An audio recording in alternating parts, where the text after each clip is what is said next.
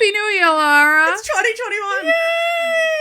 Let's hope the world is so gotta much get better better. by next New Year's. I want to travel. I have so many know. things I want to do, but I'm afraid to even express them. I know. Because I feel like we're just going to be living in masks till I die. Yeah. So since we feel so depressed and hating life, We're going to make you all depressed. We're going to talk about death, cannibalism, freezing to death, bad decisions, Children dying, and a lot of snow. A lot of fucking snow. Lots of snow. Okay. So we're going to start with Sparkles and the Children's Blizzard because my story kind of got away from me and got really long. Yeah, your story's a lot. It's a lot. We're going to do the Children's Blizzard. I think that's a great idea. So I got this information from the Minnesota Post and History.com. I have to say I've never heard of this until I was like poking around for things to talk about. I had never heard of this. I'd never heard of this. Okay. So it's crazy. All right. Between 1882 and 1888, there was this run of like extreme weather referred to as the Little Ice Age. Oh. Never heard of this. An Indonesian volcano erupted in 1883, and then like a bunch of other weird things happened. Kind of like now. Yeah. And it caused this like atmospheric shield against solar radiation that caused like this deep freeze. Oh. Yeah. So it's like all this weird shit added up to like this little ice age. They were, like I said, there was other contributing phenomena that happened, but the Children's Blizzard kind of like closed out the show.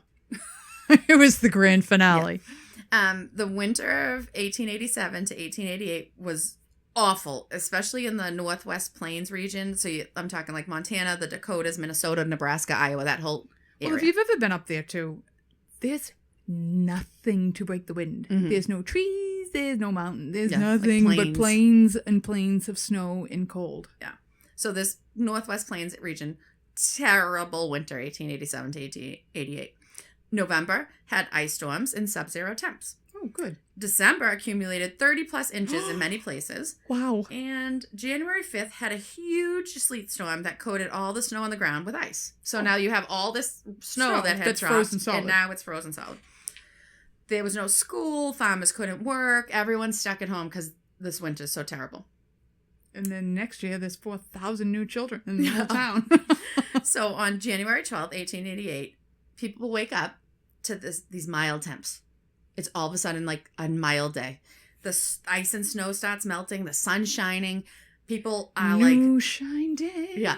People are like, oh my God, get out of the house. Like, go Get work my in the kids out of farm. here. I gotta go fix that stuff that fell and got broken in the snowstorm. Like, everybody bury all gets the outside. bodies that you killed during this ice age. So people jump out. I'm going outside. I gotta do whatever you can do outside. You're gonna go do outside. Children go to school. They're dressed lightly, like, because it's warm. nice out. If the sun's out, it's warm out. Everything's melting, so it's gonna be like over 30. They don't wear their hats, their scarf, because it's like so nice to just be out in the sunshine, like you want it to hit you. They're doing their chores outside, like people going into town finally to get supplies, get restocked up. It's a beautiful day. Of course, they have no idea what is in store for them just hours later. Beware of new sunny days. Yeah. On January 8th, this massive cold air mass formed above like Alberta to Saskatchewan. Both of those Saskatchewan. Yeah, both of those places had extreme temperature drops and terrible wind conditions. On January 11th, that storm flew across the U.S., covering 780 miles in 17 hours. Wow. I can't do that in a car. I know. While it was warm and sunny in Minnesota, Montana, and Colorado were being hit with this air mass. Okay. So it's beautiful in Montana, and Colorado's getting this wicked temp drops, terrible air masses coming through. And for whatever reason, the Army Signal Corps chose not to issue a cold wave warning on the night of the 11th. Not for nothing. When you listen to these stories, it's always something. It's always somebody didn't do something. Somebody wouldn't listen to a warning. There's only a disaster because 18 things led to it. Like, it's nuts. Oh, my God. So there's no warning telling people this huge cold mass is coming through. So when the storm hit in the middle of the afternoon on a day of a thaw with no warning issued, it was like a complete surprise to everyone. No one saw this coming. A farmer, Austin Rawlag from South Dakota, wrote, about 3:30, we heard a hideous roar. At first, we thought that it was the Omaha train, which had been blocked and was trying to open the track. My wife and I were near the barn when the storm came, as if it had slid out of a sack. A hurricane-like wind blew, so that the snow drifted high in the air, and it became terribly cold. Within a few minutes, it was as dark as a cellar, and one could not see one's hand in front of one's face. So it hits in like seconds. Literally seconds. And it came with this it came so fast and hard. They thought it was a train coming through. It was the air mass. Like, you ever see that? There's a clip. This guy, he's standing in front of his trailer that's been decimated by a tornado. No. And he's like, I don't know what y'all talking about. It doesn't sound like no freight train. I didn't hear no hoo-hoo or nothing. I was like, you really are that stupid? That's not what that means. I didn't hear no hoot-hoot or nothing. I'm sorry. Go ahead. Yeah, that's how it was. Sunny, warm day, and then boom, like that. You couldn't see. So Kyle Salty of Minnesota said, a dark and heavy wall builded up around the northwest, coming fast, coming like those heavy thunderstorms, like a shot. In a few moments, we had the severest snowstorm I have ever seen in my life, with a terrible hard wind, like a hurricane. Snow so thick we could not see more than 3 steps from the door at times. Wow. The storm was moving at 60 miles an hour. Wow. And it's dumping ice. It's not even snow, it's ice. Is it kicking up the snow that's there? Well, that will, because it was melting. I don't know how fluffy it was. You know what I mean? Because it was ice and then it was melting, but it was just ice is flying through the air at 60 miles an hour. It was zero visibility, because even without whiteout conditions, people couldn't see, because the tiny bits of ice flying through the air would freeze their eyes shut. Oh. So even if it wasn't zero visibility That's all the time, awful. you couldn't see because your eyes were frozen. So you had the wind and the flying ice. Then you had the temps. By mid-afternoon, temps dropped to 47 below zero. Holy shit. It was above 32 because everything was melting. And they have no clothes. And like this, it dropped to 47 below zero. I don't think I've ever been anywhere where it's been 47 below. No. And it had been melting. It was so warm, stuff was melting. And it dropped like 60 degrees. It's insane. Oh my God. So why is it called the Children's Blizzard? Please tell me. Because this I'd love doesn't to sound know. like it's for children. Well, they were at school. It's because of all the children that died that day. Oh. Remember, it had been a warm day. Kids left their winter gear at home. The storm hit around 3. What happens at 3? Out of school. Kids get out of school and are walking home. We're talking about the 1880s. There's a boom of people moving west. So houses and schools were built real quickly and real shoddy. Mm-hmm. They're really cheap. They fall apart easily. The wind goes right through them. The children were overcome by the storm. They were disoriented from whiteout conditions, and they lost their way. Oh. 10-year-old Johnny Walsh of Minnesota froze to death trying to find his house. Mr. James Baker lost 6 of his children. They froze to death trying to make it home from school. They were found in the snow with their arms linked together. Oh. I hate this story. I know, it's awful. One teacher in Nebraska tried to get her 3 students to her house, which was 90 yards from the schoolhouse, because probably her house was sturdier than the schoolhouse. They were lost. The children died of hypothermia, and Miss Royce, the teacher, lost her feet to frostbite. So 90 yards. They couldn't get 90 yards to this woman's house. Another school teacher in Nebraska, Mr. Dapp, kept his children at the school, and they all stayed there overnight. The next day, the parents went to rescue them. They all survived. I would think that would have been I know that I think some of them were conditions. so bad, like that the air was coming right through, that she's probably like, okay, let's try to get to the house where there's a fireplace, whatever. Right. In South Dakota, 2 men tied a rope from the school to a close-by shelter so that children wouldn't get lost in the storm. So they just held onto the rope and walked to the shelter. They made it there. Minnie Freeman was a teacher in Nebraska. She managed to lead her students to a shelter after the roof was torn off their schoolhouse. Woo! Many other deaths and injuries occurred as well. In Minnesota, a train was stuck before the blizzard even hit. This train gets stuck. Townspeople tried to rescue the passengers with horse-driven sleds, but didn't make it on time to save all of them. They did save some.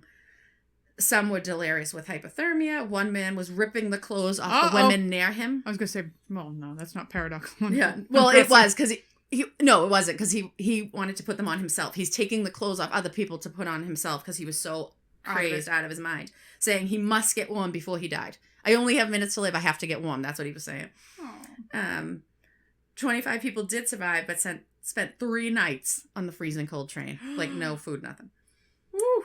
Eric Olson, a farmer, was found 1.5 miles from his house days after the storm. They found him because they saw feet sticking out of a snowbank. He was frozen to death.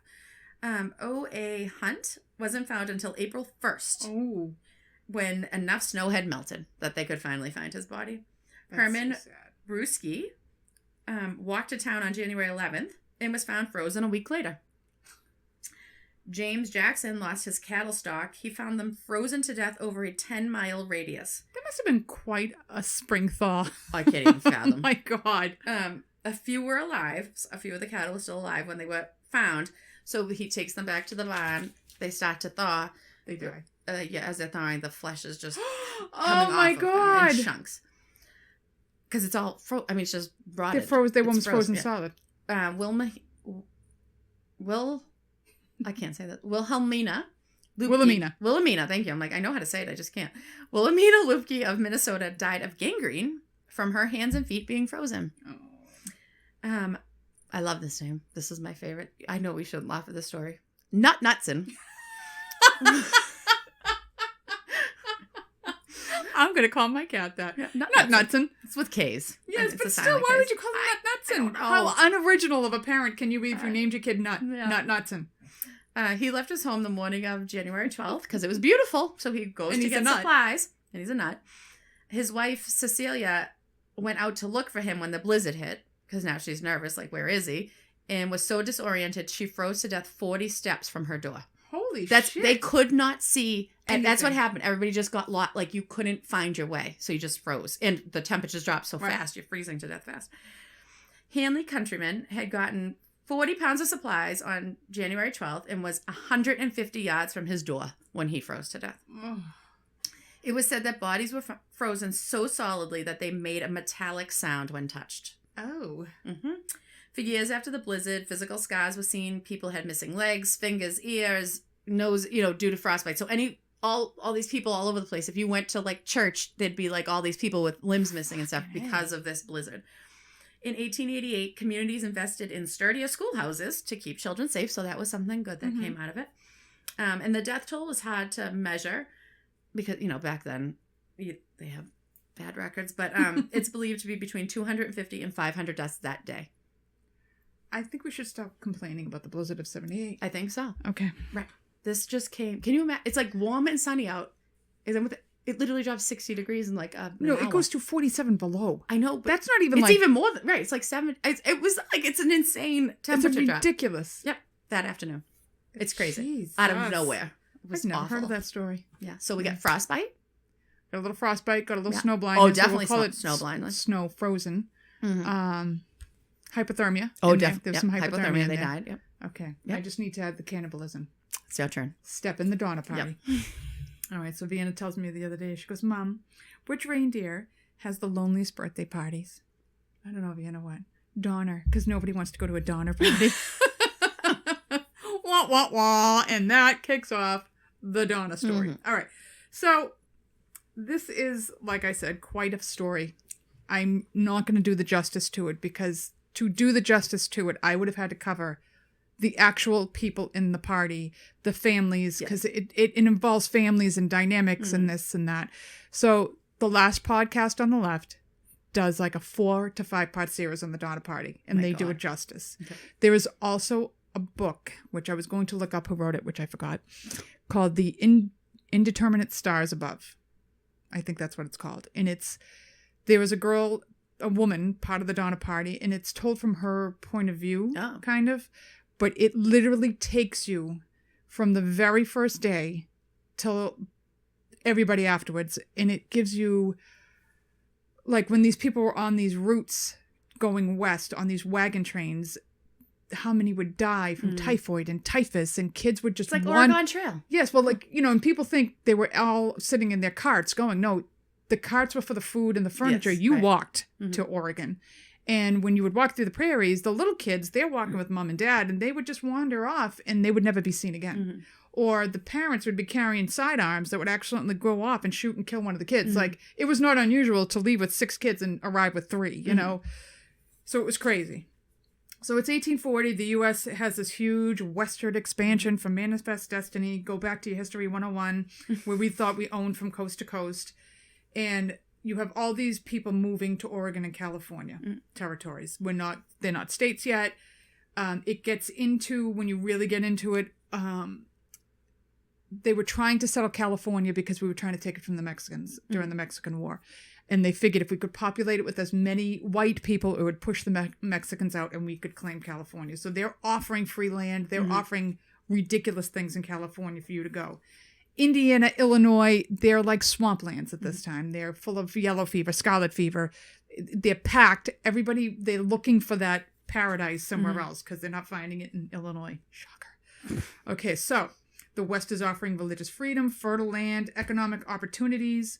The route to these territories, everything starts in Independence, Missouri, which I've been to, and they have a big museum with covered wagons as the start of the Oregon Trail. And the start of the Oregon Trail is the Independence, Missouri starts the Oregon Trail. You will cover about 15 miles a day, and it's going to take you 4 to 6 months. Oh, God. Yes. It travels rivers to the South Pass, which is a mountain pass in Wyoming, and from there, travelers choose their route to Oregon and California. And because at this point we're getting into late 1840s, there's ruts that they're following. It's created roads, so it's making it easy for wagon travel. Okay. In 1842, you have this asshole, Lansford Hastings. He goes to California and he writes The Immigrant's Guide to Oregon and California. He talks about a more direct route to California. You just got to go through the Great Basin, also known as the Great Salt Lake Desert. Okay. It goes through the Wasatch Range, across the gigantic Salt Lake Desert, and will get you supposedly 400 miles closer. Okay. He crosses it once on horseback. He doesn't have wagons. He doesn't have oxen. He doesn't have cattle. Just him and a he horse. Doesn't have kids. It's just him on a horse. So easy. Right. Yeah. So the most difficult part of the Hastings route was the last 100 miles to go over the Sierra Nevadas in California. Really high mountain peaks. 500 mountain peaks to be exact, 12,000 feet high. Oh my God. And because the Sierras are so close to the Pacific Ocean, they get more snow than any other mountain range in the United States. Yes. And this particular year, they got more snow than they had seen in centuries. Okay. Maybe this was part of the Little Ice Age. This is part of it could be because it's going to be around the same. No, it's 40 years earlier. Oh, never mind.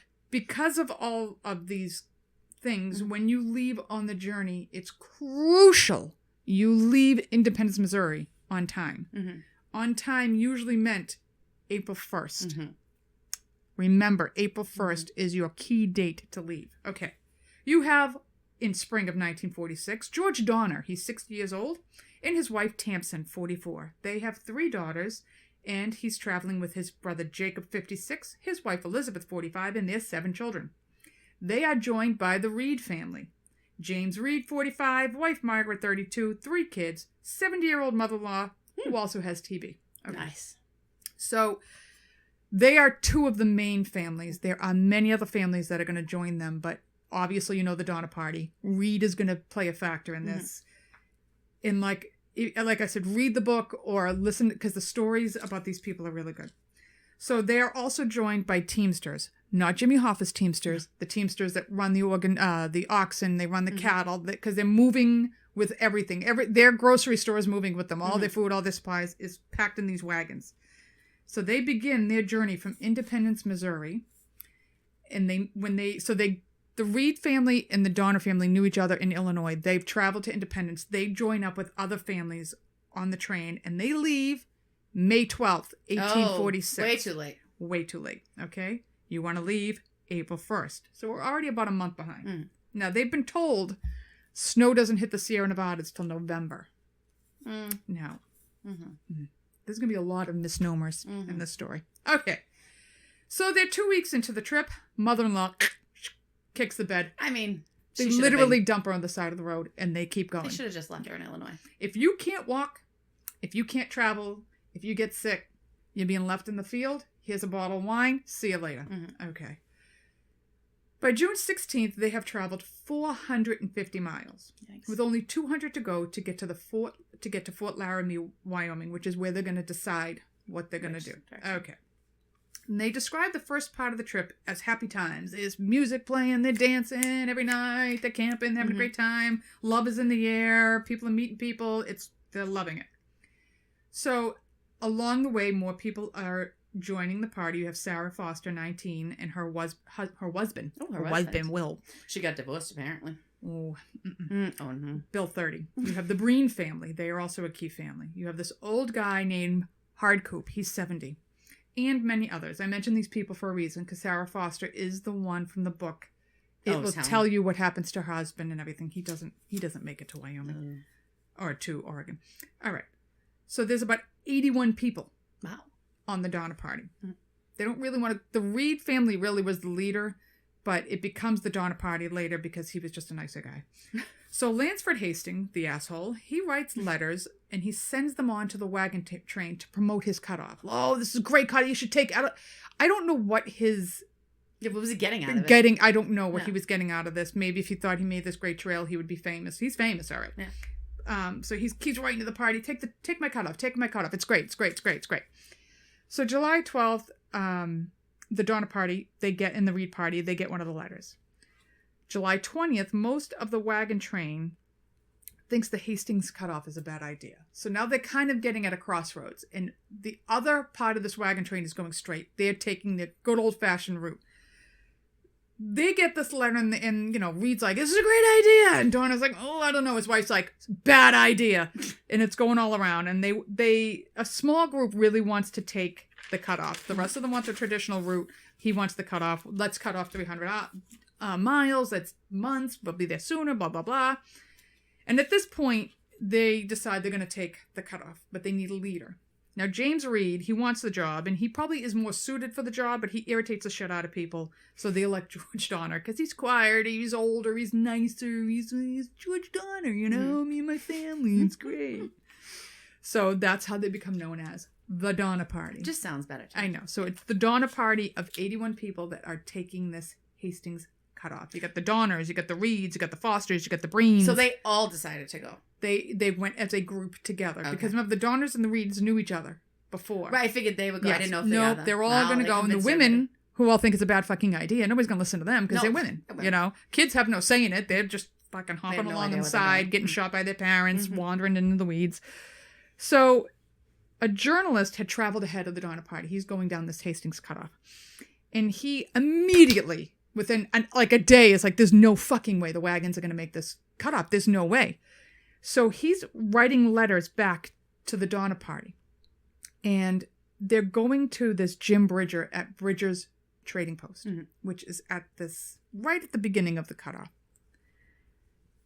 Now, if this cutoff becomes successful, Mr. Bridger is going to be very wealthy. Yeah, he's going to get a lot of clients. Right. Okay. So the Donner Party gets to this Black Forks where the Bridger place is on the 24th. 27th. So we're in July 27th now. We've been on the road since May. When they get there, there's no letters. There's nothing saying, warn off, alarm bells, red flags, stay away, bad move, nothing. Instead, Jim Bridger, who owns a trading post on the trail of Hastings Cutoff, who wants his business to be better, he says, dude, smooth sailing straight ahead. The shortcut's smooth. There's no rugged country. There's no Native American Indians. Plenty of water. You'll be fine. Take it. No worries. Excuse me. So, okay, this is what we're going to do.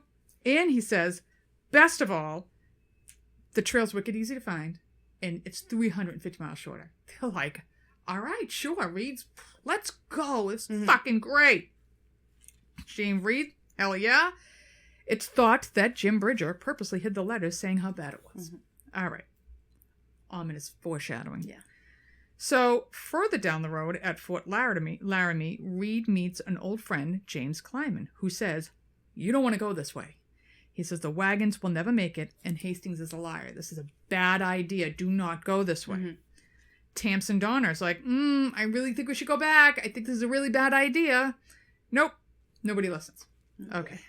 Now, ahead of them, I believe Hastings is going to lead a wagon train ahead of him. So what he's doing is leaving little notes for them to follow on the trail. All right. So the party starts off on the Hastings cutoff around July 31st, 1846. Now remember, I'm going to get some of these dates wrong. I may be off a little bit on how it actually happened because I'm trying to paraphrase a very long story. Within days, they realized the train is almost impossible to cover. The steep inclines making wagon travel almost impossible. At one point, they're literally rigging pulleys to bring the carts up with the oxen up these long, steep inclines. Like, it's ridiculous, all right? When you read this book, it gets into all this. So they're trying to get up these steep inclines. It's making wagon travel almost impossible. They have to try and find these notes and letters clipped to the trees by Hastings to find the way. August 6th, they find a letter from Hastings saying he'll stop, telling them, stop, don't go any further. I'll show you the easier way. He never comes back. All right, they're on their own. So what they're finding are canyons and sheer cliffs, and they need to find alternative routes around. So they're now going to have to blaze their own way through the Wasatch Mountains. Oh my God. All right. And when you look at there's no way a wagon train would get over this. All right. So they go from 15 miles a day to 1.5 miles because they're clearing brush, they're moving boulders, they're moving trees to make way for the wagons. They're chewing up supplies while they're slowing down as well. The Graves party meets up with them, and now there are 87 people in the Donner Party. I think the Graves sorely regretted the day they ever joined the Donner Party. August 20th, they are starting to come out of the Wasatch Mountains. They look down and they can see the Great Salt Lake Desert. It's very flat, and that's all they came up with. Now it's finally going to get easier. It still takes 2 more weeks for them to come out of the mountains with these fucking wagons, all right? Yeah. When they get to the end of it, Hastings has left another note, but it's torn in half. Tamsin is going to put this note together, and it says that it's 2 days hard travel across the desert. There's no grass and there's no water ahead, so you just got to power through it. Now it's the desert. It's fucking hot. And at night, fucking freezing. Yeah. Okay. So for 3 days, they rest before they start this travel across the desert. The oxen are now, they're exhausted. They're tired. There's almost no water left. They're running through food. The cattle, things are getting lost in the woods. Things are dwindling down. So August 30th, now we're at. They start across the desert. It's hot. There's no shade. There's no grass. There's no water. And in 3 days, all the water is gone. Some of the oxen they leave them. They just leave them. They leave the wagons with the oxen still stuck to them. Yep. Some of the cattle and the oxen and the horses are so thirst crazed, they just take off and leave them. They have to leave the wagons themselves, like they're leaving their shit across the desert. Instead of 2 days, it takes them 6 days to cross the desert. Oh my God. Right. So they shockingly don't lose any human lives. Wow. But they're walking in like 120-degree heat, okay, in August. So they get to the springs. They camp at the springs, and they know now the cutoff's a bad idea, but they're stuck. They they own it now. There's no going back. They own it now. So they're trying to recover. They're trying to go back and bring cattle back. They're trying to collect wagons and this and that. And the Reed family, they suffer the most losses to cattle and wagons. They're losing a lot of stuff. This is going to play in later. They're starting to beg others for rations. And like, I promise you when you get to California, I'll give you 200 head of cattle. I promise when we get here, I'll give you half. And people are giving them stuff with this idea of you're going to pay me back. Okay.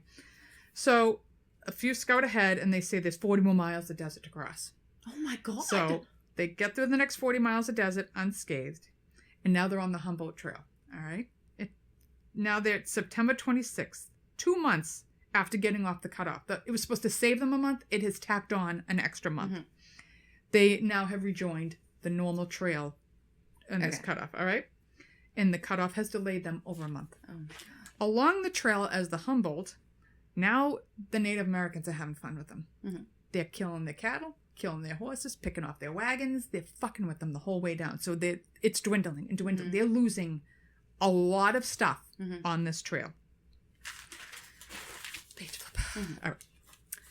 So now, because of all of this stress, it's mid-October. They're starting to fight with each other. Everybody's getting pissed with each other. Yeah, I would have been pissed in July, but the Donner family, George and his fam can't take the fighting. They go ahead for a little bit. They're like 6 miles ahead. They don't want to deal with anybody anymore. So they take off. And Reed and his teamsters, it's described in detail. Like I said, it's too long to get into, but he and his teamsters, their wagon gets caught with another family's wagon.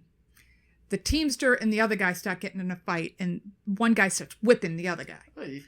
Reed's wife tries to get in the middle of it. They push her out of the way. Now Reed's getting in a fight with the guy. He takes his knife out, he stabs and kills the guy. Oh my God. Now they want to hang him. They're like, he's done. There's a lot of finagling. They decide, Reed, you're out. They put him on a horse. His wife and his daughter sneak him a gun, a blanket, and food. Go. We don't ever want to see you again. So he's gone. All right. Now they're really like on their own. The only leader is George Donner. So now it's getting really bad. Things are getting really rough. Okay. Now they're going in this is their first sign of impending doom. Poor Hardcoop. It's too heavy for the wagons. Fucking out, dude. Oh. 7 years old. He's walking for days. He's walking. He is so tired and he's walked so much. He sits behind a stream because his feet have split. Oh. That's how bad his feet are. And they leave him to die. Yeah. Fucking see ya, never to see Hardcoop again. And people think like, how could you have done that? That was not a Christian thing to do. This is a bad sign.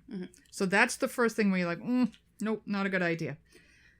I mean, at the same time, though, what else are you going to do? You don't have the supplies. You don't have the power. You can't. This is where you already see it's coming down to survival of the fittest, and the worst is yet to come. So they were already getting bad. Again, Native Americans picking off the party. They're killing livestock, forcing them to leave wagons behind. They're stealing the cattle. At this point, they have lost 100 cattle and oxen. Wow. And they are through 90% of their rations that should have gotten them to California. And the worst is yet to come. So there's this Charles Stanton who's part of the party.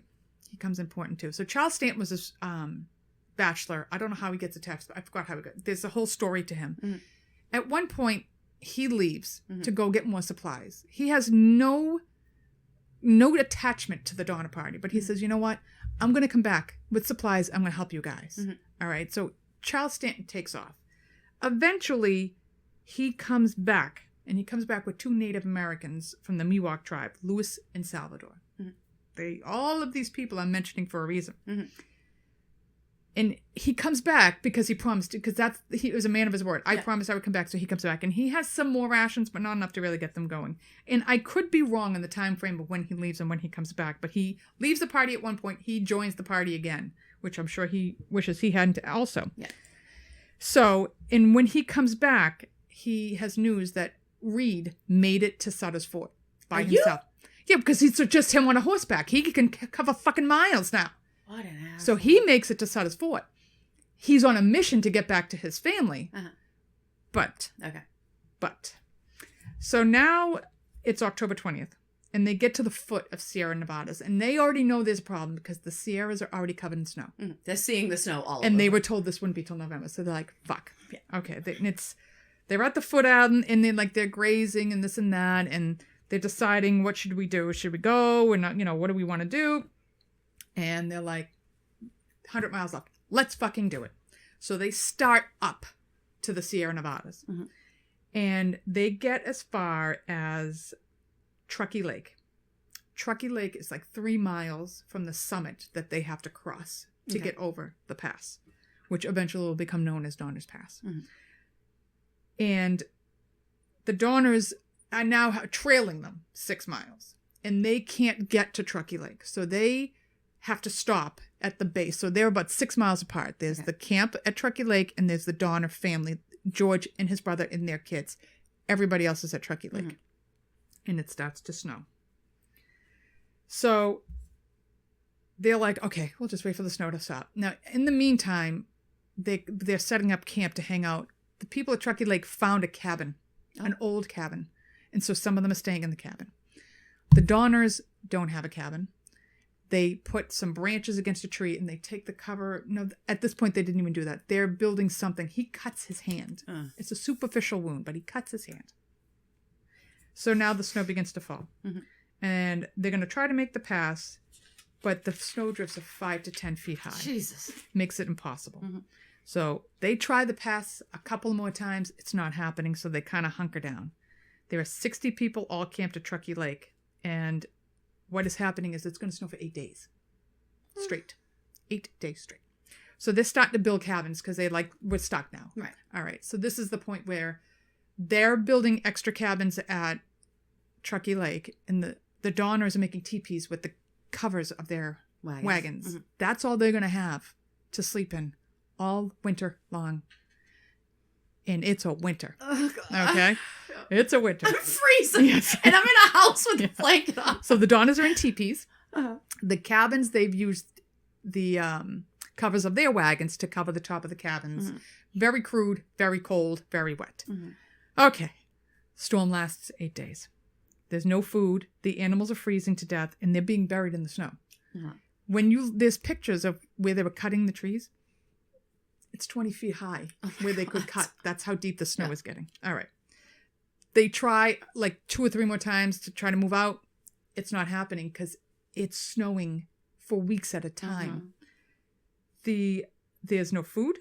They're eating the oxhide strips of like the cabin top. Like they're eating their shoes because there's no food left. There's nothing left. No. And it's cold. It's wet. The cabins were getting snowed in. That's how much snow. They said the snow that came in this year to the Sierra, they've never seen anything like it. And they were stuck in it. All right. They're eating the mice that come in. They don't know how to fish either. So Truckee Lake is unfrozen, but nobody knows how to fish because they're from fucking Illinois. So, because I remember thinking like, why didn't they just eat the fish? Yeah. You can't find bear. You can't find deer. They can't find anything to eat. They don't know to eat acorns. They don't know how to survive at all. So they eat their shoes instead. They will go and check on the Madonna party 6 miles away, and they realize that like immediately Jacob Donner dead. The father. The father is dead. And 3 others have died at this point. Okay, it's pretty quick into it. George Donner's wound is festering now. It's not looking good. Things are getting bad, and this is only December. So, right after Christmas, right in December, Franklin Graves. He's like a younger guy. He's got a wife. He's got a couple of kids. He's been making snowshoes. He's like, we got to get the fuck out of here because if we don't leave, nobody's going to survive this. So he makes 14 pairs of snowshoes, and he decides that they're gonna walk to Sutter's Fort to get help for the party. He's like, if we don't, everyone's gonna die. Yeah. So a party of 17 men and women and children, known as the Forlorn Hope. I can never pronounce it. Forlorn. They set out to cross the path. The snowshoes, I think the 2 or 3 of them didn't have snowshoes. They turned back immediately because they're in like waist-high snow. They're not going to be able to do it. And they take about 6 days ration, whatever, which I'm assuming is a couple of shoelaces and a shoe, a rifle, a blanket, a hatchet, and a pistol each. And they're going to cross the Sierra Nevadas with a blanket, a rifle, and a hatchet. Okay. And some snowshoes fashioned out of I don't fucking know what. Yeah. Okay. So by the end of the 3rd day, most of the party is now snowblind. Okay. Yeah, they didn't have sunglasses. No sunglasses, no goggles. polypropylene, no wool. So Charles Stanton, who decided he was going to help out, he is going back with them to get help. This guy's a fucking trooper. He's snowblind. He sits down. He's going to smoke his pipe. They find him in the thaw spring. In the spring thaw, because he just wasn't getting up and they couldn't wait. Yeah. Okay. So 2 more days go by. There's no food. There's no drink. And they're getting hungry. They're getting hungry. So you got this little crazy Irishman, Patrick Dolan. He's like, I'll tell you what. When one of us dies, we're going to eat him. Or how about better yet, we just kill somebody with him. Everybody take a draw. And they're like, we're not fucking drawing sticks to see who's going to get killed. If somebody dies, we'll talk about it. But we're not there yet.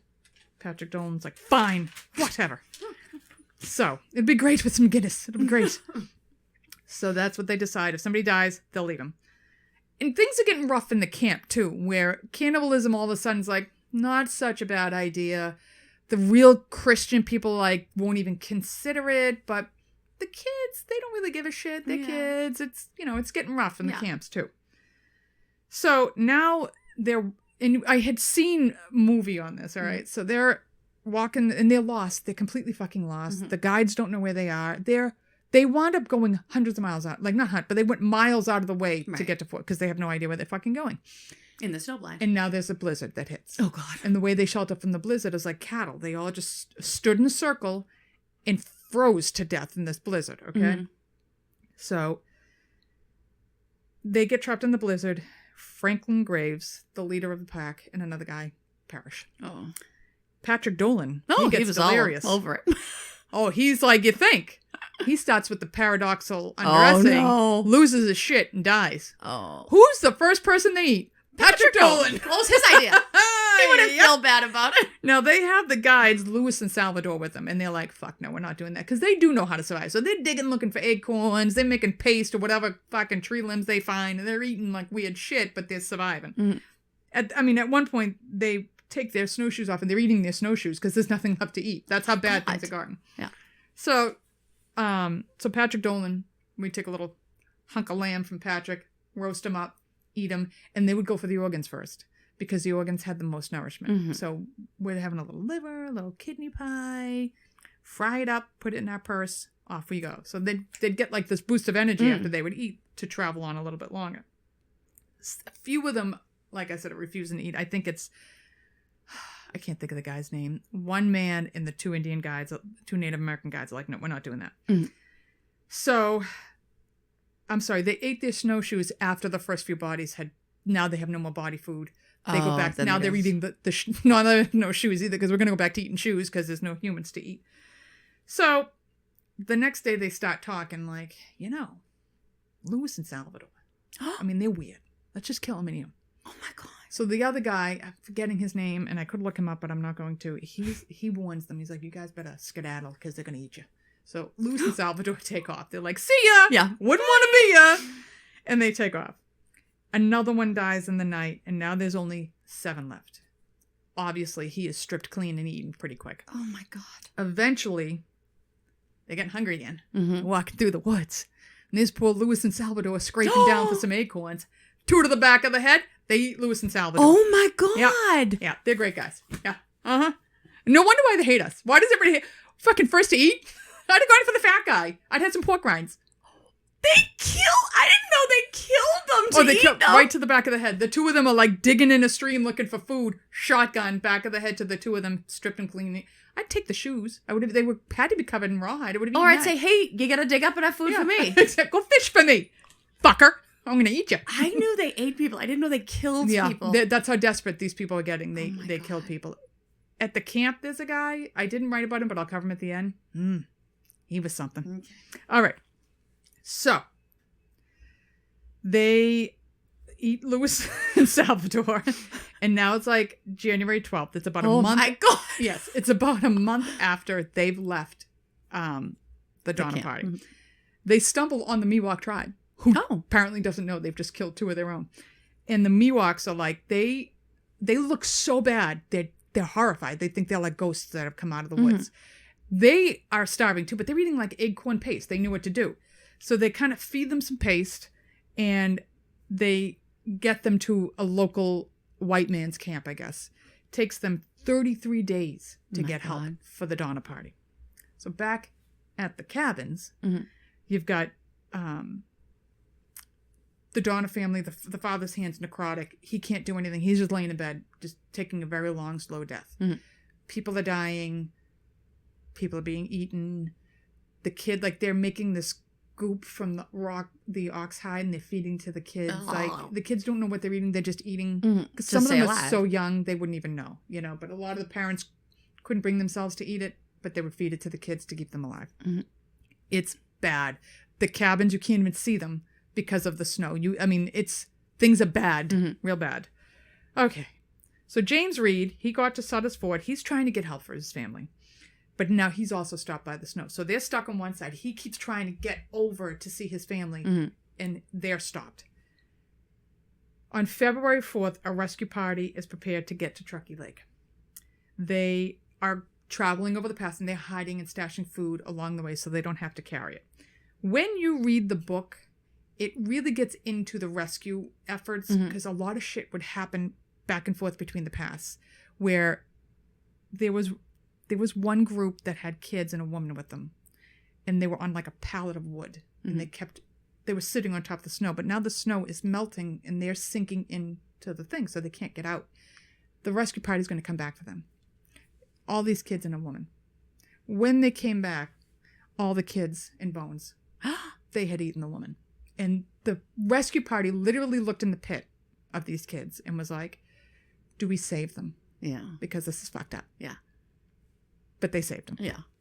There was a lot of shit that happened on the travel. So I couldn't get into it because I'm telling you, this would have been a 4-hour episode. Read the stories because they're crazy.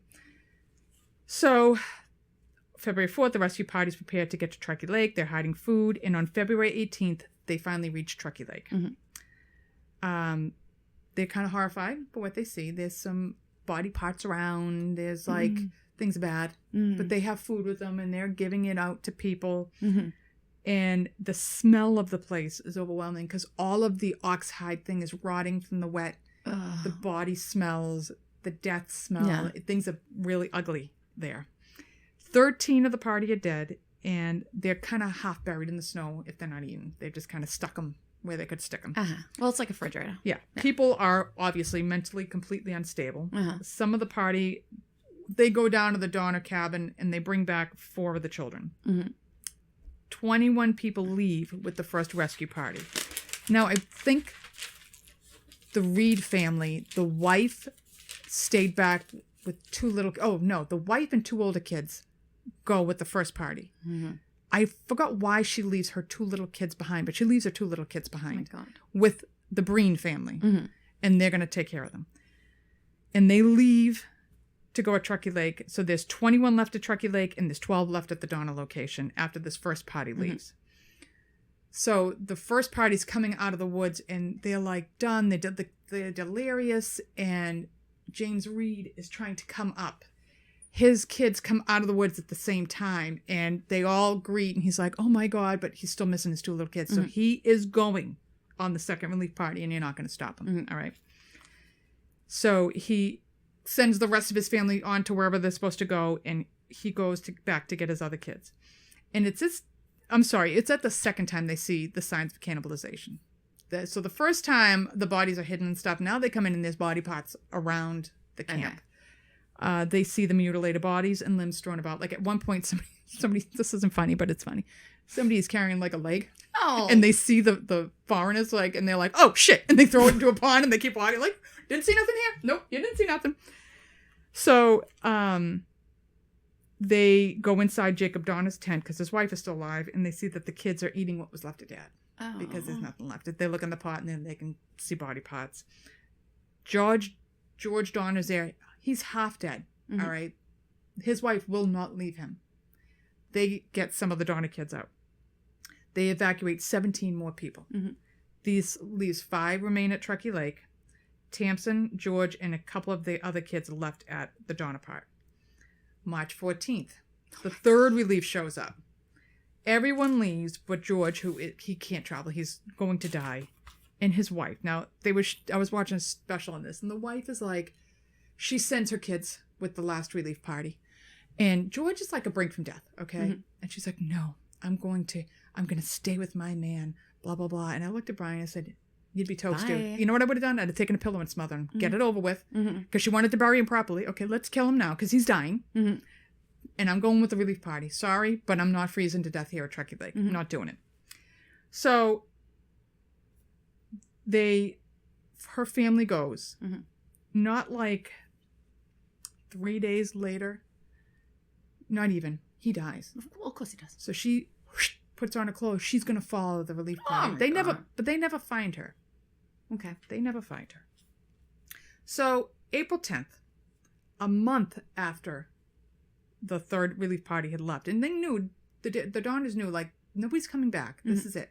Now they're coming back to salvage what was left at the camp, because they left everything. Right. Anything they owned was left at this. So they're trying to salvage whatever they can left. They find this Louis Kesberg alive. He's the only one left at the camp. He's a fucking nut. Okay? By himself. And he tells this crazy story about how, he saw Tamsin Donner coming through, but she was like cold and she was wet and she was delirious and she died, so he buried her. Nobody fucking believes him. Because even though the cattle at this point, it had defrosted enough that they were exposed, he's still eating the bodies. He can't get enough of the fucking bodies. His cabin is full of bodies. And I forgot to... something just came back to me that I forgot to tell. So when the families are all starving to death, people would come into the Reed family and be like, remember you told me you owed me $250? I'm taking your oxhide so we can eat it. And they would leave them to starve to death. Okay?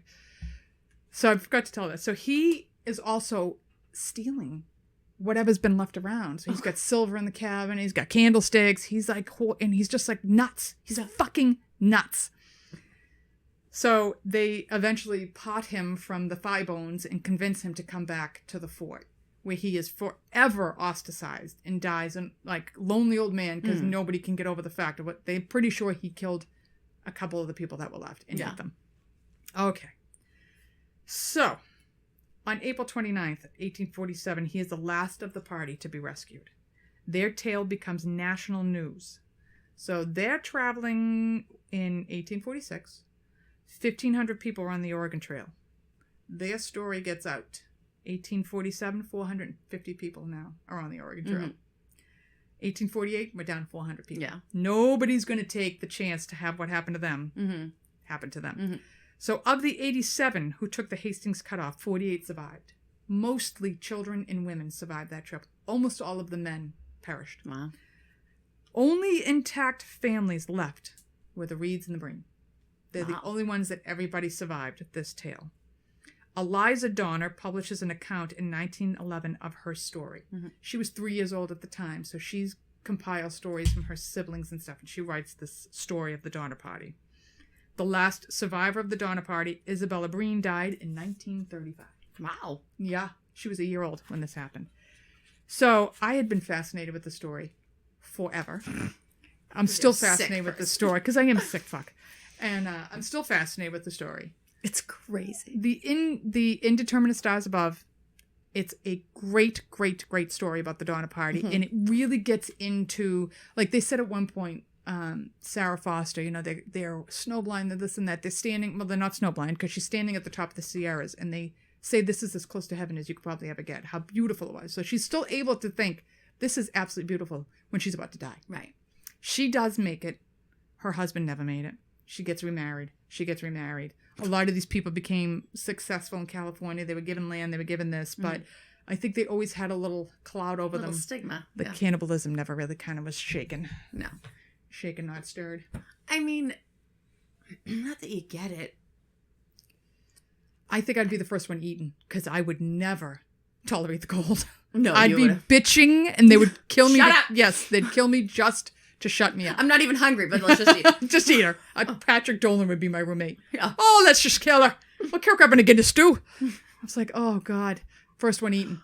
So, yeah, I mean, that's what do they call that? Like, it just fortitude. Like, to think that these people, what they went through for a month of freezing cold, frostbite, snowblind. Yeah. I couldn't do it. No. I would have been smoking my pipe and catch me in the spring thaw. I know. Although, I don't think you want people to eat you. Well, I'm dead. I don't know. I know. I think you'd be a little afraid to die, though, because you're like, when am I going to eat, you know? Like, well, all of a sudden you look at your name and you're like, she's got a jiggly ass. I bet you a lot of meat on that ass. She tastes good. Oh, yummy. God. So, happy 2021. Make sure you bring blankets and supplies Yeah, wherever don't you go, travel apparently. and don't take that Hastings Cutoff. Don't take shortcuts in life. That is the moral of that move. story. No Stay shortcuts. to the true tried trail. That's all I can say. We will see you in a couple of weeks. I have no idea what we're going to have in store for you, but it'll be something fun. Write to us, love us, share with us. Yes. And we'll see you in 2021. Bye. Bye. Like, subscribe, rate, and review the Scissors and Scrubs podcast on whatever podcast app you listen to us on. Follow us on Twitter, Facebook, and Instagram at Scissors and Scrubs. And email us any of your stories or thoughts to scissorsandscrubs@gmail.com.